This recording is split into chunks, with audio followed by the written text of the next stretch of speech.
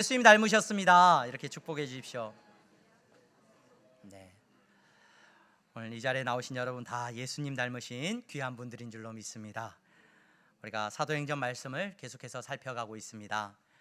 바울이 고린도에서 복음을 전했죠. 고린도에서 복음을 전하는 그와 같은 모습을 우리가 지난주에 살펴보았습니다.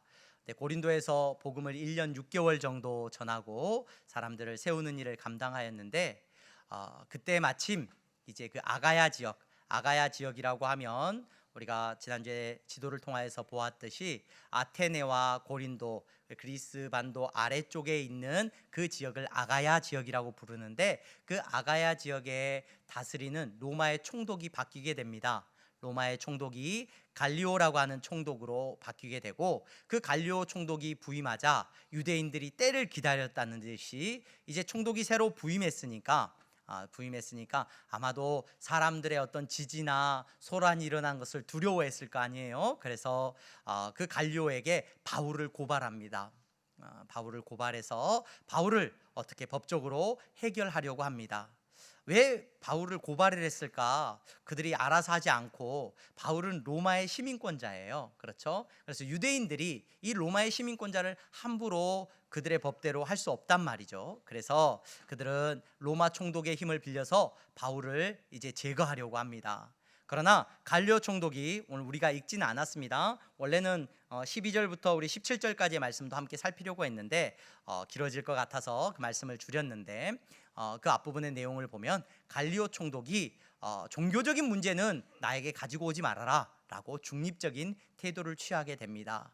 그래서 그 지역에 소동이 일어나고 많은 어려움들이 있는 상황이 또 지속적으로 발생하게 됩니다. 그래서 바울은 이제 고린도를 떠날 때가 된 것을 알고 고린도를 떠날 계획을 세웁니다. 그래서 고린도를 떠나면서 이제 어디로 가느냐? 여러분 지도를 좀 한번 띄워주십시오. 지난주에 보았던 지도. 네, 우리가 지도를 통해서 보듯이 아테네 옆에 고린도가 있었죠. 고린도는 이렇게 바다와 바다 사이에 좁은 이렇게 해협이었습니다. 그래서 오늘날에는 운하가 있다라고 했죠. 근데 그 운하가 있는데, 예전에는 양쪽 끝에, 고린도 양쪽 끝에 항구 도시가 두 개가 있었어요. 항구 도시가. 그래서 이쪽 항구 도시에서 짐을 내려서 저쪽 항구 도시로 짐을 옮겨서 다시 배를 타고 이동을 하는 그와 같은 일들이 있었는데, 이 고린도 지역의 저 위쪽에 있는 이 서쪽에 있는 항구가 오늘 우리가 레카이움이라고 하는 항구 도시로 알려져 있고요. 그 다음에 오른편에 있는, 그러니까 동쪽에 있는 이제 아테네 쪽으로, 에베소 쪽으로 있는 이 항구가 갱그레아라고 하는 항구입니다. 그래서 바울이 이 갱그레아에서 이제 출발을 해가지고 어디로 간다고요? 저 이제 전도 여행을 정리를 하고 안디옥으로 돌아가는데, 안디옥으로 돌아가기 전에 오른쪽 끝에 안디옥이 있죠. 안디옥으로 돌아가기 전에 어디로 가느냐? 예루살렘으로 가서 예루살렘 교회에 자기의 사역에 대한 보고를 마치고 다시 안디옥으로 이제 떠나는 여정을 출발하게 됩니다. 네. 가이사랴 지도가 조금 잘못됐어요. 제가 이걸 살피지를 못했는데 수정을 못했습니다. 여러분, 가이사랴는 저렇게 위쪽에 있지 않고요, 예루살렘 바로 옆에 지중해 옆에 있습니다. 그래서 가이사랴가 저 위에 있는 것이 아니라 예루살렘 바로 옆에 붙어 있는 항구 도시예요. 그래서 요빠 위에 가이사랴가 있고, 가이사랴에서 오늘날 올라가면 이제 예루살렘을 여러분들이 만날 수가 있습니다. 여러분, 바울이 이제 이 전도 여행을, 두 번째 전도 여행을 정리하고 안디옥으로 다시 돌아가려고 하는 이 여행이 시작하고 있는데, 그 여행의 출발점에 두 가지 사건을 오늘 본문이 우리에게 말해주고 있습니다. 우리 18절 말씀 같이 한번 읽어보겠습니다. 우리 18절 읽습니다.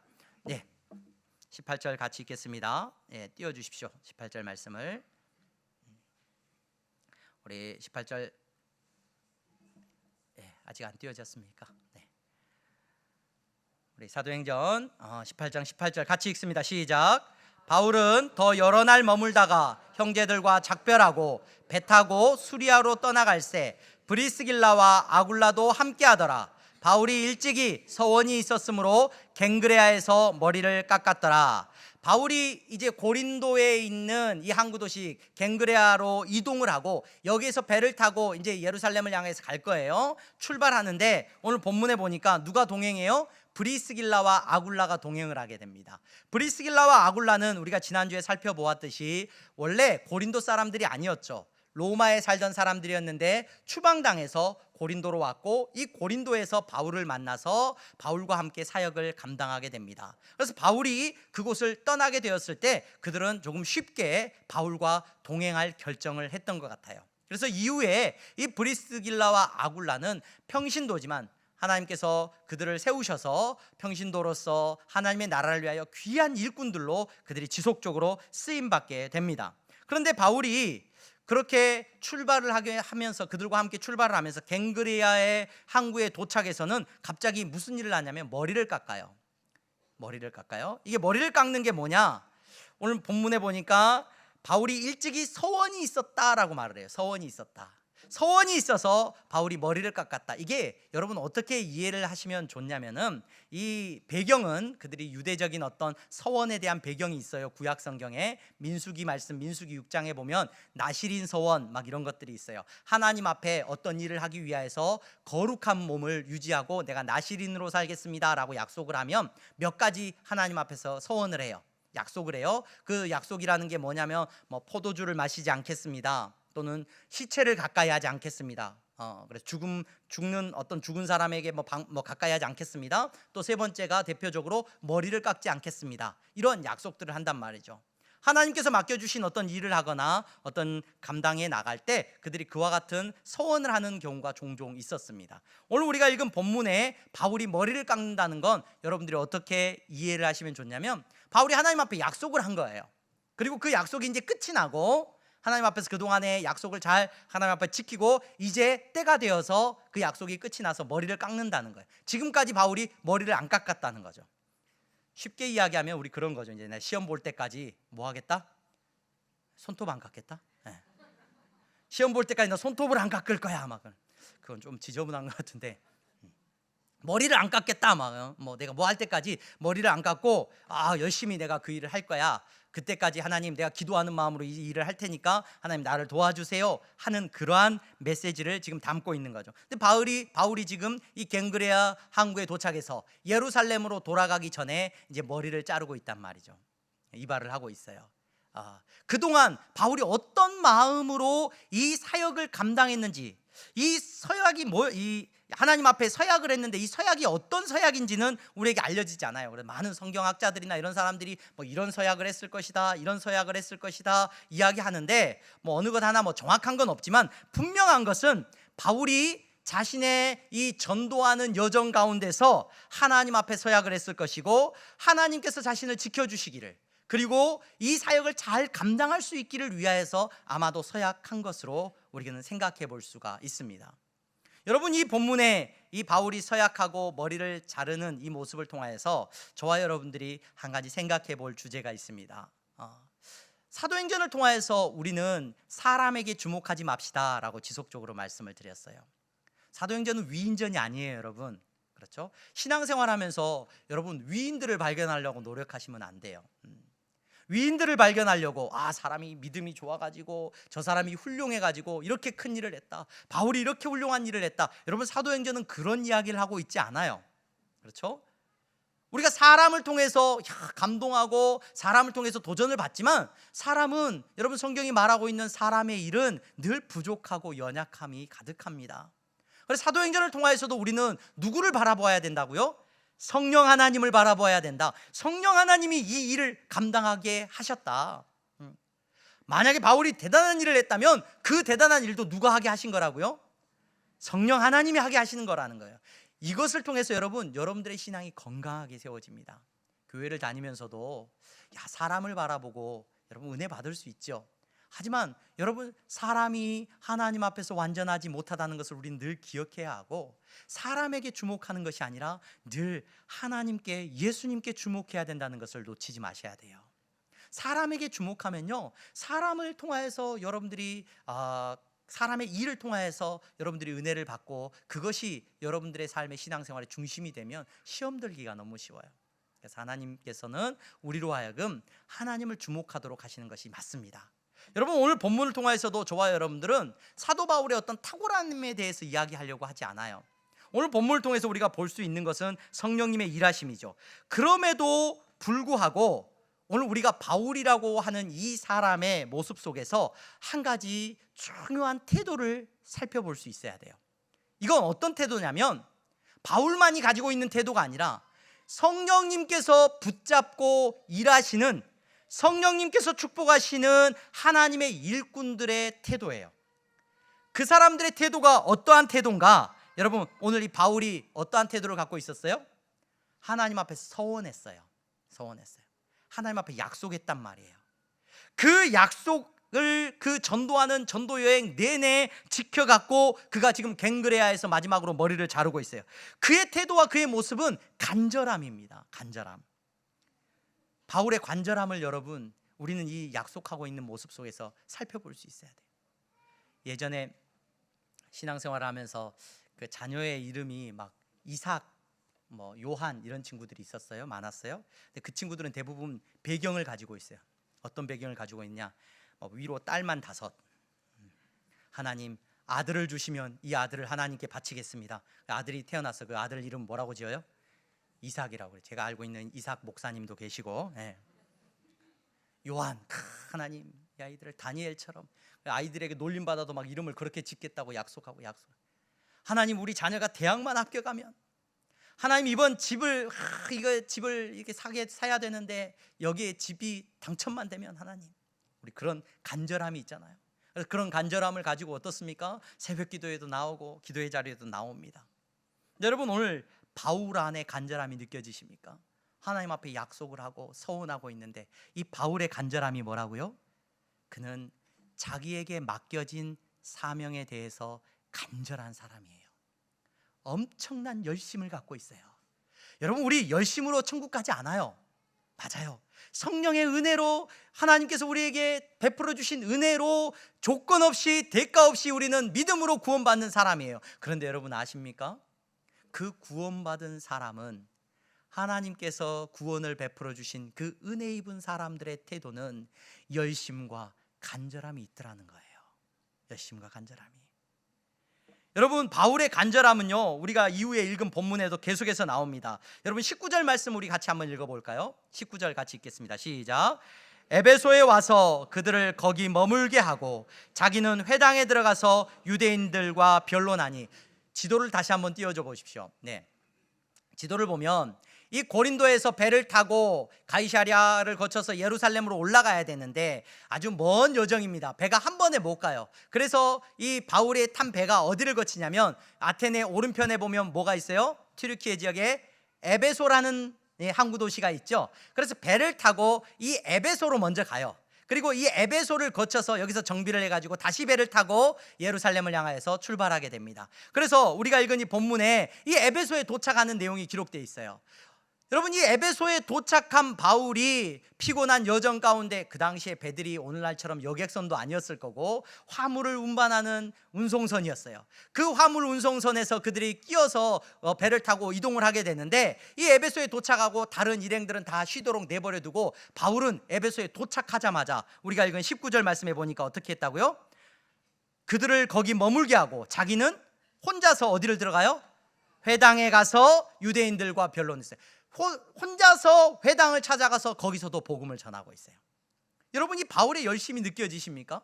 아니, 구체적으로 우리가 그들이 바울의 열심을 우리가 본문 속에서 어떻게 발견할 수 없을지라도 2차 전도 여행하는 이 바울의 여정의 그 길이를 보면요, 그 길이를 보면 바울이 걸어서 또는 배를 타고 이동하고 있는 그 동선의 총 여정이 어느 정도냐면, 오늘날 그 길이를 측정해 보면 5,000km 정도를 걸어서 배 타고 이동을 해요. 5,000km. 서울에서 부산까지가 여러분 몇 킬로미터입니까? 400 정도 잡거든요. 400 정도. 5,000km를 걸어서 복음을 전하고 있어요. 이 바울의 간절함과 열심을 저와 여러분들은 간과할 수가 없습니다. 내 열심으로 천국 가는 거 아닙니다. 그런데 여러분 아십니까? 밭에 감추인 보화를 발견한 사람, 가장 귀한 진주를 발견한 사람에게는 간절함과 열심이 없을 수가 없어요. 예수님을 만나고, 나는 예수님을 믿게 되고 예수님을 만나고 구원받았어. 그래서 인생 그냥저냥 살다가 죽으면 천국 갈 거야. 여러분, 이 말은 어울리는 말이 아니에요. 성도라는 말과 여러분 그냥 유유자적하고 내 인생 그냥 즐기다가 천국 갈 수 있는 그러한 삶과는 도무지가 어울리지가 않는 말이라는 오늘 말씀입니다. 우리 부교육자들과 사역에 대해서 이야기를 하면서 나누면서 그런 이야기를 나누었어요. 우리 전도사님들과 부목사님들하고 하나님께서 맡겨주신 일을 감당하면서 교회를 섬기면서 성실함을 빼고는 이야기할 수가 없다. 뭐 설교를 잘하고 뭘 하고 이거 다 둘째치고 하나님께 대한 열심과 성실함이 없이는 하나님의 일을 감당할 수가 없는 것 같다. 그런 간절함이 없다면 어떻게 우리가 그 사역을 감당할 수 있겠느냐. 많은 믿음의 선배들이 한결같이 하나님 앞에 기도했던 기도의 제목은 하나님, 저는 녹슬어서 없어지는 것이 아니라 닳아서 없어지고 싶습니다. 이것이 기도의 제목이었다는 것을 우리는 생각해 보게 됩니다. 여러분, 오늘 이 자리에, 예배의 자리에 나오신 여러분, 복음에 대해서 여러분들은 누구보다도 뜨거운 열정을 가지고 계신 분들인 줄로 믿습니다. 간절함을 가지고 하나님 앞에 나온 성도들인 줄로 믿습니다. 요한계시록 말씀에 라오디게아 교회를 향하여서 성령님께서 이렇게 말씀하십니다. 내가 네 행위를 아노니 내가 차지도 아니하고 뜨겁지도 아니하도다. 내가 차든지 뜨겁든지 하기를 원하노라. 제가 대학 시절에 그때 대학 시절에 뭐 용돈이 많지도 않았는데 그 어려운 형편에 책을 한 권 샀어요. 그래서 그 책을 샀는데 그 책을 서점에서 책 제목 때문에 한 권 샀어요. 책 제목 때문에 그 책을 한 권 샀는데 지금까지도 이사 다닐 때마다 제가 몇십 년을 이사 다니면서 매 그 책 때문에 무거웠던 것 같아요. 책 제목이 뭐냐면 미쳐야 미친다라는 책이에요. 미쳐야 미친다라는 책. 그러니까 미쳐야, 그러니까 정신이 미쳐야 도달한다, 미친다라는 책이에요. 그래서 그 책을 한양대 교수님이 쓴 책으로 제가 알고 있는데 지금은 은퇴하신 교수님이신데 그 책의 내용은 조선시대 실학자들에 대한 이야기인데 조선시대 실학자들 가운데 공부를 정말 미친 듯이 한 실학자들이 많아요. 그 정약용이라든지 박제가 이런 사람들의 삶에 대한 일화들을 적어놓은 책이었는데 그 책에서 말하고 있는 게 그거예요. 이 사람들은 미쳤다는 거예요. 미쳤기 때문에 학문적인 어떤 업적에 그들이 도달할 수 있었다는 것에 대해서 이야기를 해요. 고린도 이 교회에서 사역을 마치고 바울이 돌아오고 나중에 사도행전 마지막쯤에 가면은 사람들이 바울을 보고 하는 말이 있습니다. 사도행전 26장쯤에 가면은 바울아 네가 미쳤도다 이런 말이에요. 바울아 네가 미쳤도다.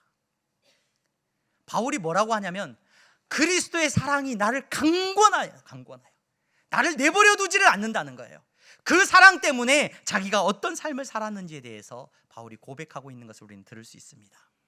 오늘 이 자리에 나오신 여러분들은 복음 안에서 어떤 사람들입니까? 복음 안에 붙들린 하나님의 성도들입니다.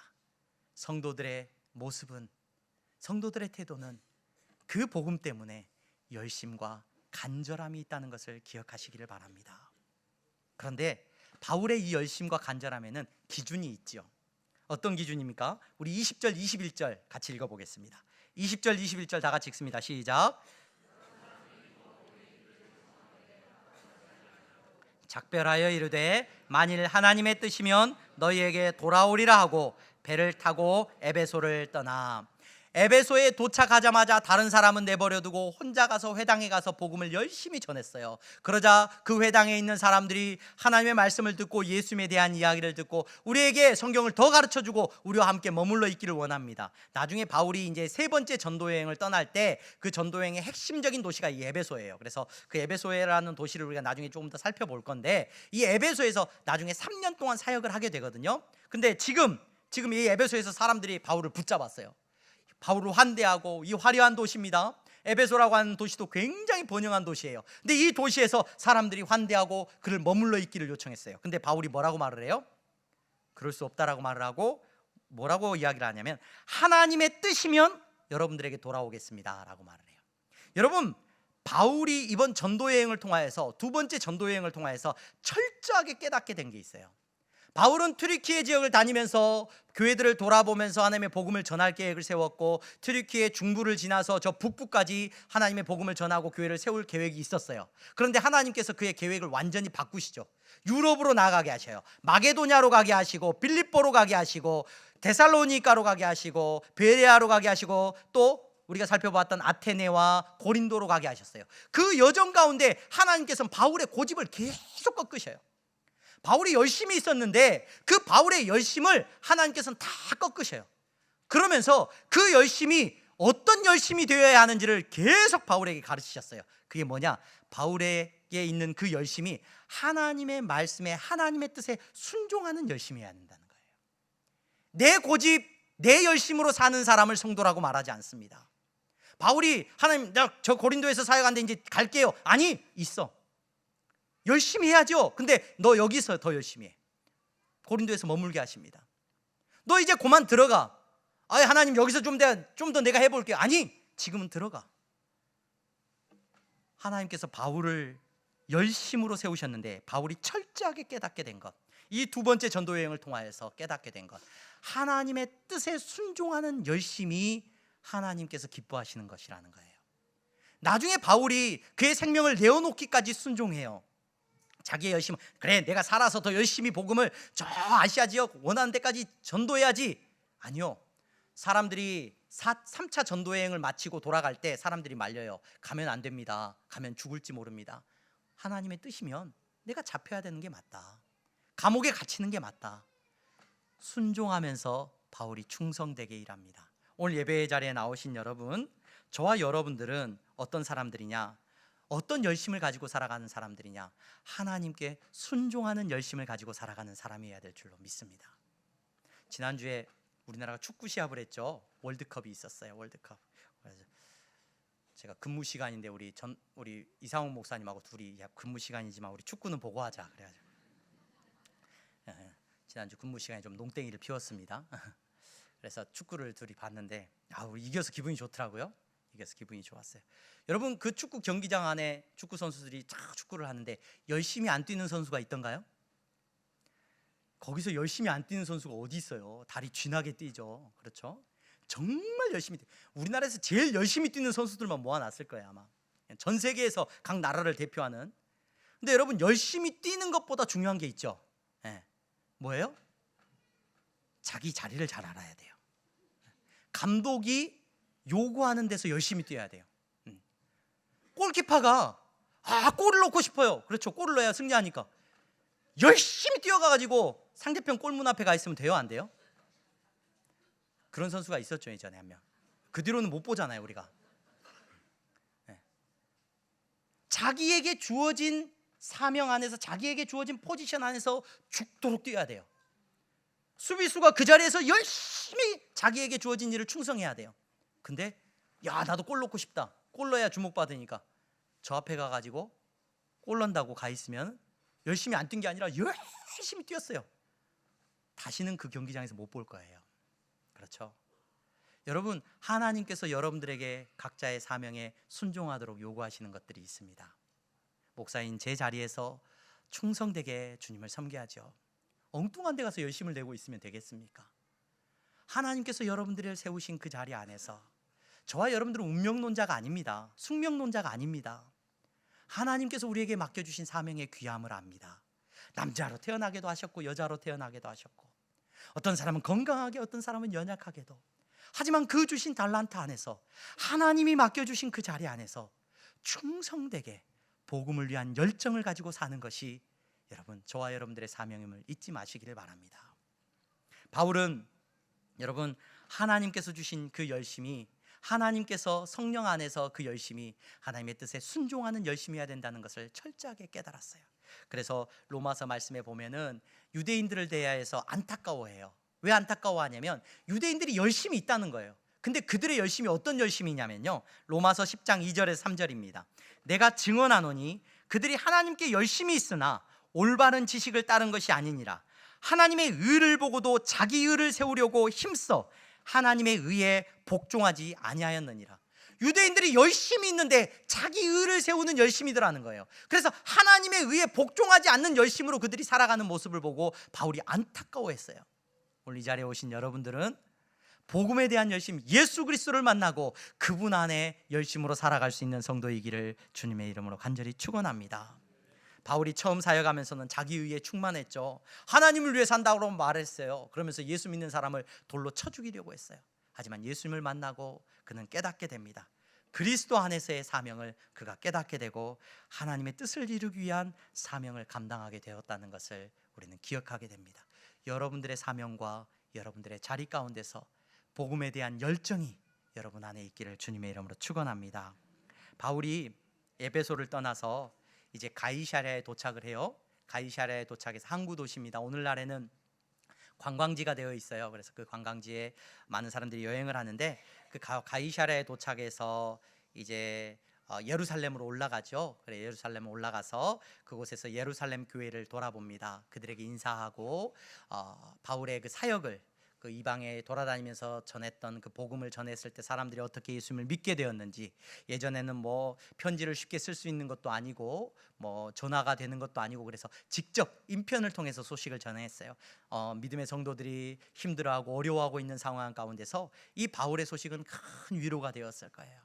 그들을 찾아가서 정말 먼 길입니다. 바로 안디옥으로 가면 되었을 텐데 이 가이사랴를 거쳐서 예루살렘에서 다시 안디옥으로 가는 여정은 약 800km 정도 돼요. 그래서 일부러 그 먼 여정을 돌아서 성도들을 위로하기 위해서 그렇게 그들을 위로하고 이제 돌아갑니다. 그리고 얼마 있다가 바울은 다시 이제 세 번째 전도 여행을 떠나요. 오늘 우리 읽은 본문 같이 읽어보겠습니다. 우리가 읽은 본문 마지막 절 보겠습니다. 23절 같이 읽어보겠습니다. 시작.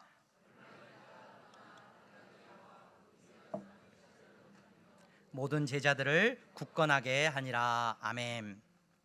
이 바울이 이제 안디옥에 도착해서 재정비를 해요. 그래 몇 개월의 시간이 지난 다음에 바울은 다시 일어나서 이제 자기가 전도했던 지역들을 살펴보기 위해서 다시 떠납니다.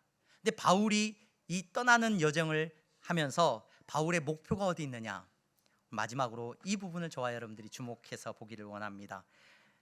그 많은 교회들을 땅들을 돌아다니면서 바울이 무엇을 하기를 원했냐면 모든 제자를 어떻게 굳건하게 하니라.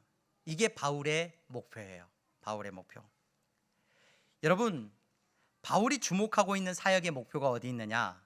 사역의 목적이 제자를 세우고 사람을 세우는 데 있다는 거예요. 이 부분을 저와 여러분들은 주목해야 됩니다. 하나님의 나라의 일은 어디 있느냐? 교회는 무슨 일을 하는 곳이냐? 우리끼리 모여 예배 드리는 건 맞습니다. 예배 드리는 것도 하나님 교회의 큰 사명이죠. 하지만 교회의 사명은 하나님 나라의 일은 사람을 세우는 데 있다는 것을 기억하시기를 바랍니다. 하나님께서 붙드시고 일하시는 그 사람이 세워지는 것이 교회의 일이고 여러분 하나님의 일이라는 것을 잊지 마시기를 바랍니다. 하나님이 어떻게 일하시는가? 하나님은 어떻게 일하셔요? 하나님은 하나님의 나라를 세우시기 위해서 사람을 세우셔요. 한 사람이 세워지면 한 민족이 살아납니다. 한 사람이 세워지면 여러분 가정이 살아나고 그 지역이 살아나게 된다는 것을 우리는 잘 알고 있습니다. 여러분 우리 향동교회가 하나님 안에서 쓰임받는 교회가 되기를 원합니다. 우리 향동교회가 정말로 하나님이 기뻐하시는 교회가 되기 위해서는 여러분 그러므로 이 교회의 시스템이 정비되고 건물이 세워지고 이게 중요한 게 아니라 오늘 예배드리는 여러분이 하나님의 사람으로 세워지는 일이 제일 중요한 문제예요. 여러분이 하나님의 사람으로 세워지게 되면 우리 향동교회에 소망이 있을 거예요. 아니 이 나라가 소망이 있을 거예요. 그런데 세워지지 못하면 여러분 그것만큼 안타까운 일이 없어요. 차를 타고 이렇게 가끔 교회를 오가면서 라디오를 듣습니다. 라디오를 듣는데 이 라디오는 광고를 참 잘 만드는 것 같아요. 그래서 라디오는 화면이 없는데도 몇 번 듣고 나면 막 중얼거리고 있어요. 그렇죠? 따라하고 있어요. 예전에 우리 집에서 아내가 저기 기독교 방송을 틀어놨더니 기독교 방송에 뭐 이렇게 그 저기 기독교 젊은이들 뭐 이렇게 중매하는 그런 광고가 있었어요. 뭐 그런 중매하는 그인데 광고 멜로디가 나오는데 우리 아이들이 초등학생 어렸을 때 계속 그 노래를 따라 부르고 있는 거예요. 뭐 믿음의 청년들 뭐 어쩌고 막 그러면서 막 막 라디오 방송을 듣더니 막 하기 따라 부르더라고요. 그래서 라디오가 참 광고를 잘 만든다 생각을 했는데, 제가 교회를 섬기면서 어떤 광고를 계속 오고 가면서 들었냐면은, 그래서 굉장히 심각하게 고민을 하게 만든 광고가 있어요. 그 광고가 어떤 광고였냐면, 여러분도 혹시 라디오를 들으시는 분 들어보셨을지 모르겠습니다. 잘 돌아갑니다, 잘 돌아갑니다 하면서 시스템이 일을 하면 회사가 잘 돌아갑니다 라는 광고가 있어요. 혹시 들어보신 적이 있으십니까? 시스템이 일을 하면 회사가 잘 돌아갑니다 그러면서, 제가 무슨 회사인지도 잘 모르겠어요. 뭐 하는 회사인지도 모르겠는데 시스템 경영을 만들어주는 회사인가 봐요. 시스템을. 그래서 조직을 만들고 아마 회사가 잘 돌아가기 위해서 시스템을 만들면, 시스템이 있으면 회사가 잘 돌아갑니다 이런 광고를 해요. 어떤 분들이 교회를 섬기고 있는 저에게 조언을 해줍니다. 목사님, 교회 성도님들이 어느 정도 모이게 되면 체계가 필요합니다. 교회에 시스템이 필요하고 어떤 질서가 필요하고 그런 체계와 시스템을 잘 만드는 게 중요합니다. 그래야 교회가 더 성장할 수 있습니다. 어떤 목사님들은 막 교회 시스템을 연구하기 위해서 막 경영학 박사학위를 따기도 하고요. 어떤 분들은 막 이렇게 그런 유명한 컨설팅 하는 분들을 모셔다가 교회 컨설팅을 받기도 합니다. 그래서 우리 향동교회도 그런 어떤 시스템이나 그런 것들이 있어야지, 맞아, 그런 것들이 중요하지 라는 생각을 하기도 했고 도전을 받았어요. 여러분, 바울도 조직과 질서를 무시한 사람이 아니죠. 장로님들을 세우고 또 교회의 질서를 가르치고, 또 서신서들을 보면 교회는 이루어야 합니다라고 질서를 가르칩니다. 헌금과 구제 사역에 대해서도 체계적으로 어떤 관리를 했습니다. 그런데 바울이 궁극적으로 다니면서 하는 목적은 뭐냐면 시스템이나 체계가 아니에요. 사람이에요. 사람을 세우는 거예요. 여러분, 바울이 전도여행 다니면서 어느 지역에 보고 시스템을 이렇게 만들고 누가 세워지고 이런 일을 하자? 여러분, 그런 이야기 하나도 기록이 안 되고 사람을 세우는 일에만 관심이 있어요. 아니, 예수님의 사역을 보시기를 바랍니다. 제자들을 세우셨는데 그 제자들은 시스템이 아니에요. 사람이에요. 사람. 구원받고 하나님의 손에 붙들린 하나님의 제자들을 세우기를 원해요. 누구한테 보고를 하고 이렇게 딱 올라오게, 이게 중요한 게 아니에요. 여러분, 하나님의 나라는, 세상의 나라는 시스템으로 일할지 몰라요. 그러나 하나님의 나라는 시스템이나 조직으로 일하지 않습니다. 사람들은 바벨탑을 쌓으면 안전할 거라고 생각을 했어요. 바벨탑을 세우면 우리 괜찮을 거야 라고 말을 했어요. 그런데 여러분, 하나님은 바벨탑을 통해서, 그들이 쌓은 바벨탑을 통해서 구원하신 게 아니라 믿음의 순종자인 아브라함을 통해서 구원의 역사를 이루셔요. 사람들은 왕정이라는 제도가, 왕이라는 제도가 세워지면은 이 나라가 건강하게 오래 갈 거야 생각을 했어요. 아니요, 하나님은 순종하는 다윗이라고 하는 인물을 통해서 하나님의 일을 이루어 가셨어요. 오늘 이 자리에 오신 여러분, 꼭 기억하십시오. 하나님의 나라의 일은 시스템이 아니라 사람입니다. 여러분, 우리 향동교회 안에 부서가 있고 많은 섬기는 일꾼들이 있어요. 어떤 부서가 막 살아나고 어떤 부서가 막 하나님께서 영광 받으실 만한 일들이 일어납니까? 거기에는 시스템이 있는 게 아니라 누가 있어요? 하나님께 붙들린 사람이 있어요. 사람이. 하나님의 영에 붙들린 사람이 있어요. 한국 교회의 큰 문제점에 대해서 어떤 분들이 그런 이야기를 합니다. 목사의 권한이 너무 큰 것 같아. 그렇게 하면 안 되고 교회가 체계적이고 시스템으로 움직여야 돼. 그래야 뭔가 좀 이렇게 딱 안정감이 있고 좀 불합리함이 없는 것 같아.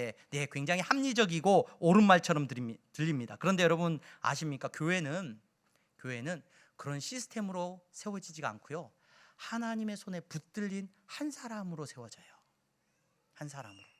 교회를 하나님께서 섬길 수 있는 기회를 주셔서 큰 교회들을 많이 섬겨봤습니다. 충영교회도 섬겨봤고, 일산적인 예수님교회도 갔다가 많은 큰 교회, 또 친구 목사님들이나 친한 목사님들이 사랑의 교회도 계시고 어디 교회도 계시고, 또 부산에 있는 수영로 교회도 섬길 수 있는 계획이 있어서 섬길 수 있는 기회가 있어서 다녀왔는데, 그 교회들은 시스템이 좋을 것 같죠. 시스템이 좋습니다. 근데 여러분, 그 시스템이 없어서 그 시스템 때문에 교회가 부흥했다라고 절대로 볼 수가 없어요. 그 모든 교회들의 공통점이 뭔지 아십니까? 그 모든 교회들 안에는 하나님의 손에 붙들린 사람이 있어요. 사람이. 목사님일 수도 있어요. 담임 목사님일 수도 있어요. 하지만 담임 목사님이 아니라 부목사님일 수도 있고, 아니 목사님이 아니라 사역자가 아니라 한 교사일 수도 있어요. 한 성도이고 한 권사님일 수도 있어요. 하지만 하나님의 손에 붙들린 사람이 있을 때 교회가 살아나고요, 하나님의 역사가 일어난다는 것은 부인할 수가 없습니다. 오늘 이 자리에 오신 여러분, 저와 여러분들의 최고의 관심은, 교회의 관심은 사람입니다. 그러므로 저와 여러분들은 잊지 마십시오. 우리 교회는 사람을 세우는 일 가운데 관심이 있어야 되고, 내가 하나님의 사람으로 서가는 일에 그 누구보다도 나서야 한다는 것을 기억하시기를 바랍니다. 향동교회 미래는 그러므로 어디에 있어요? 건물을 짓느냐 못 짓느냐, 땅을 사느냐 못 사느냐, 여러분 얘기가 좁느냐 많으냐, 그게 문제가 아니라 내가, 오늘 예배드리는 내가 하나님의 사람으로 서느냐 못 서느냐가 여러분 달려있다는 걸 잊지 마시기를 바랍니다. 우리 교회, 우리 중학교 1학년 애들, 제가 설교 시간에 너무 자주 예화를 들어서 좀 미안하긴 한데, 우리 중학교 1학년 아이들이 제법 의젓해졌어요. 이제 한 5학년 때부터, 초등학교 5학년 때부터 막 몰려다니면서 교회 뭐 지저분하게 하고, 뭐 TV도 깨먹고, 뭐 라면도 매일 먹고 와서 난리를 피우더니 이제 중학생이 됐다고 제법 의젓해졌어요. 그래서 지난주에는 우리 이상욱 중고등부 담당한 이상욱 목사님이 저한테 막 자랑하듯이 얘기를, 목사님 우리 중등부 아이들이 뭐 5명이 등록을 했습니다. 보니까 한 3년 라면을 먹더니 미안한 마음이 생겼는지 이제 친구도 데리고, 어떤 친구는 다른 교회 열심히 다니는 친구로 제가 알고 있는데, 목사님 제가 그 교회 끊고요 이 교회로 옮겼대. 그러지 말아라, 다니던 교회 다녀라 그랬는데 아니래. 자기 그 교회 안 다닌대. 그래서 우리 교회로 오겠대. 목사님 저도 이제 향동교회 늘 올 때마다 그 부담이 있었나 봐. 난 다른 교회 다니는데 여기서, 요즘은 그 중학생이 되더니 라면이 한 개로 안 돼. 그래서 보니까 컵라면을 2개씩 먹고 3개 2개씩 막 먹더라고요. 그래서 참 귀하다 참. 그 아이들이 제법 이제 의젓해졌어요. 근데 그 녀석들이 최근에 우리 교육자들한테 그런 얘기를 했는데, 목사님 큰일 났습니다. 왜, 무슨 일이냐? 걔네들이 요즘 자주는 안 오거든. 중학교 올라갔더니 이제 주말에 오고 이러는데, 최근에 5학년 애들이 다시 몰려오기 시작했어요. 5학년 애들이 자전거 타고 이 항동을 누비고 다니는 5학년 애들이 있는데, 걔네들이 또 오기 시작했어. 한 5-6명이 막 우르르 와요. 보니까 어떤 형한테 이야기를 들었대. 여기 가면은 에어컨도 틀어주고 바닥도 편하고 하여튼 뭐 라면도 먹을 수 있고 그런다고 들었대. 좋은 교회래. 그래서 와가지고 놀기 시작했어요. 그랬더니 그 아이들을 보고는 중1 애들이, 목사님 큰일 났습니다. 쟤들이 조금 불량스러운 애들이에요. 쟤네들이 교회 오면 안 돼요. 걱정스럽다는 거예요. 그래서 얼마나 교육자들끼리 많이 웃었는지 몰라요. 벌써 중학교 1학년 됐더니 다음 세대를 걱정해요. 그 아이들이 와서 쉬고 라면도 먹고 뭐 장난도 치고. 근데 제가 볼 때는 더 의젓하거든요. 제가 볼 때는 이 지금 5학년 애들이 더 의젓하고 더 괜찮아 보이는데 문제래 걔네들이. 우리 향동교회 안에 그 아이들이 믿음 안에서 자라가고, 오늘 우리가 전도 축제를 하는 것도 그 아이들이 믿음 안에서, 복음 안에서 자라가기를 간절히 바라고, 정말로 온 힘을 쏟아서 그 아이들이 예수 믿는 자녀로 세워지기를 우리는 기도하면서 바라고 있습니다. 그 일은 성령님께서 하실 거예요. 여러분 교회 안에서 다른 이들을 바라보면서 혹시 그런 눈빛으로 보고 계시지는 않습니까? 중학교 1학년이 5학년을 바라보면서 저것들 안 되겠는데. 여러분 서로를 위해서 기도하는 공동체가 되기를 원합니다. 서로 세워주고 서로를 위해서 붙들고, 사람이 세워지는 게 제일 중요해요. 그 한 사람이 세워지는 일 가운데 우리 교회가 쓰임받기를 주님의 이름으로 축원합니다. 세상은 AI가 일을 한다, 기계가 일을 한다. 희한하죠? 하나님이 AI를 못 만드셨을까요? AI보다 탁월한 여러분들을 만드셨잖아요. 더 존귀한 하나님의 자녀된 여러분들을 만드셨어요. 여러분들의 가치를 잊지 마시고, 교회는, 세상은 한 사람으로 인하 변합니다. 그 한 사람이 여러분 가운데 세워지기를 주님의 이름으로 축원합니다. 기도하겠습니다. 거룩하신 하나님 감사합니다. 사랑하는 성도들, 오늘 또 예배의 자리에 나와 예배합니다. 저들의 간절함을 주님 보시고, 저들의 하나님 열심을 보시고 하나님께서 영광 받아주시고, 하나님 저들을 통하여서 하나님의 나라가 세워지는 역사가 일어나게 하여 주시옵소서. 예수님의 이름으로 기도합니다. 아멘.